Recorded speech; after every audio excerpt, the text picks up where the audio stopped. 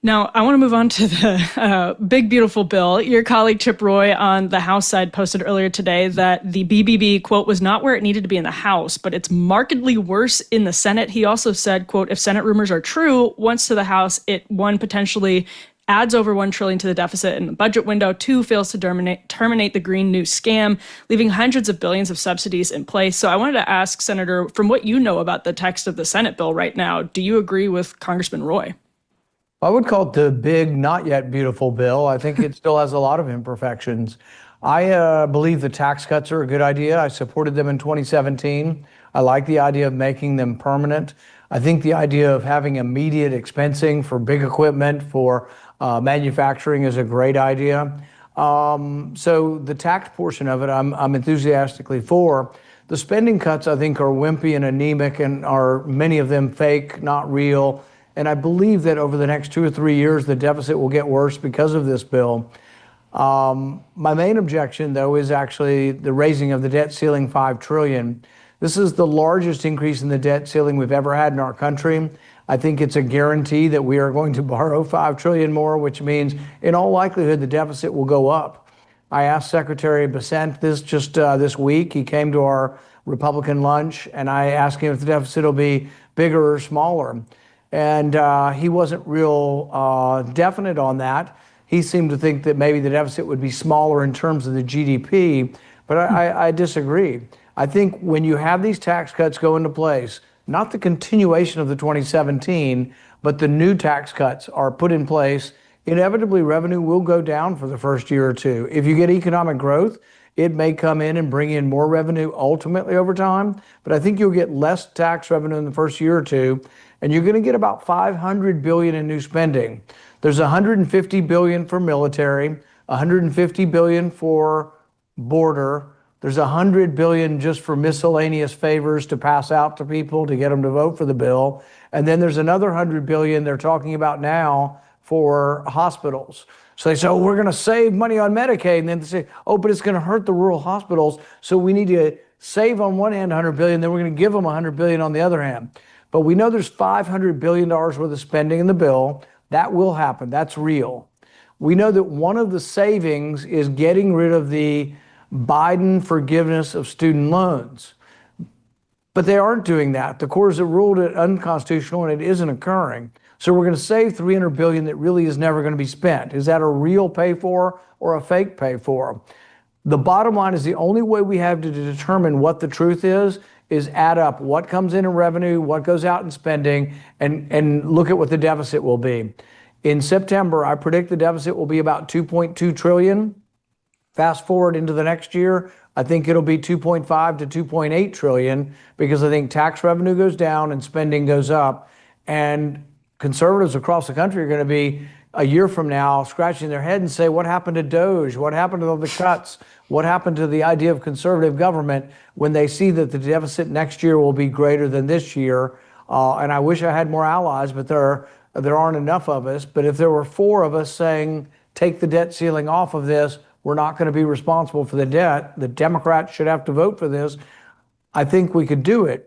But as of now, the spending levels are owned by the Republicans. In March, all Republicans, other than me and a few others, voted for the spending levels. So they're no longer Biden spending levels.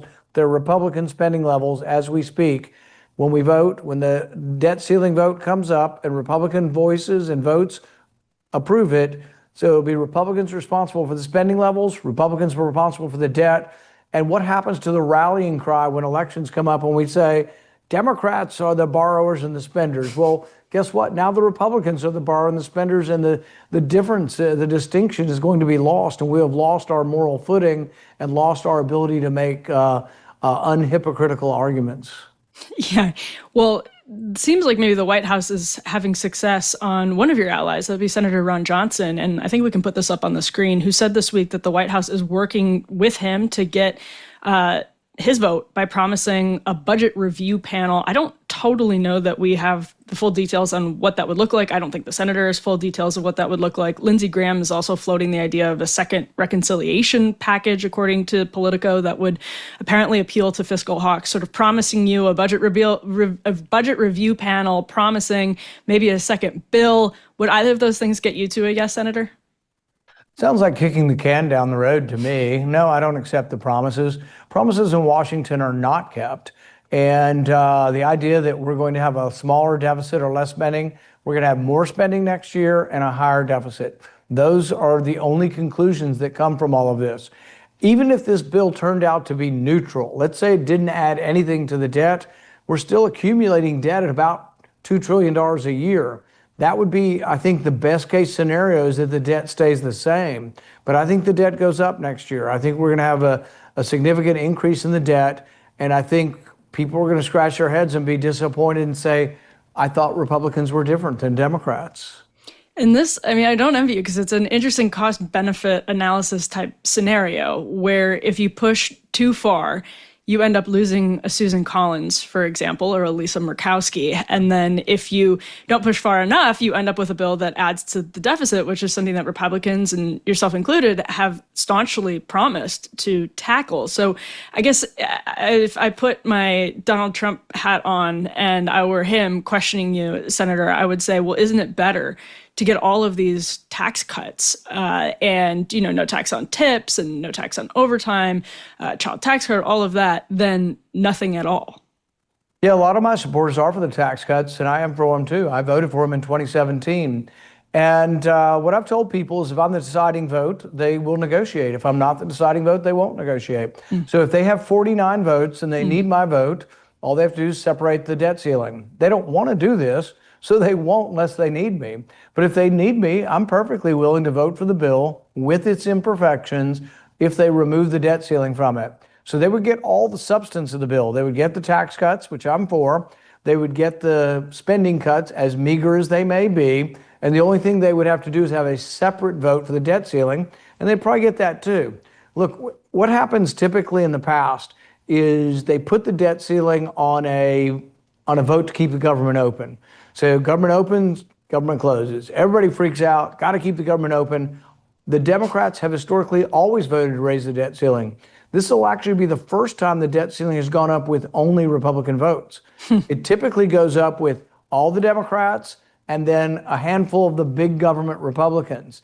But the big government Republicans are loving it this time because they've hoodwinked, they've tricked the conservatives into saying, oh, just vote for this, it's no big deal. But guess what? Once conservatives vote for this, that's who they are. We lose our high moral ground, we lose our argument. And that's, to me, it's devastating to the conservative movement in our country. It's devastating to those who believe in limited constitutional government, who believed in that before there was a Donald Trump and will believe in that after there is a Donald Trump, because this is a movement of people who truly believe that the founding fathers were right, that government should run balanced budgets, that it should be limited in scope, that the federal government should not do things unless they are expressly granted those powers in the Constitution. The powers not granted are left to the states and the people respectively. This is a movement that isn't about a person. This is a movement that has been, for my entire life, really there's been a strong sort of libertarian conservative movement since World War II. And I fear that movement is crumbling from within as we go along with something that is inconsistent with our ideals. Now, actually, on that note, Thomas Massie, a fellow Kentucky Republican, is taking a lot of incoming from President Trump, who is now threatening him with a seemingly more serious primary challenge. There's a PAC, I think that's a super PAC that's been formed. Do you think that Congressman Massie can keep his seat even with that serious threat from Donald Trump? There's no one more faithful to the Constitution in the House of Representatives than Thomas Massie. There's no one more fiscally conservative. There's really no one more thoughtful about the issues and about limited government than Thomas Massie in the House. I will support him. I've always supported him. I will support him again. I will campaign physically for him. And I found that he's very popular. When I'm up there, I was in Northern Kentucky a week or two ago talking with people who are my supporters as well as his supporters, and he's very popular up there. So they can try to beat him, but not as easy as it sounds.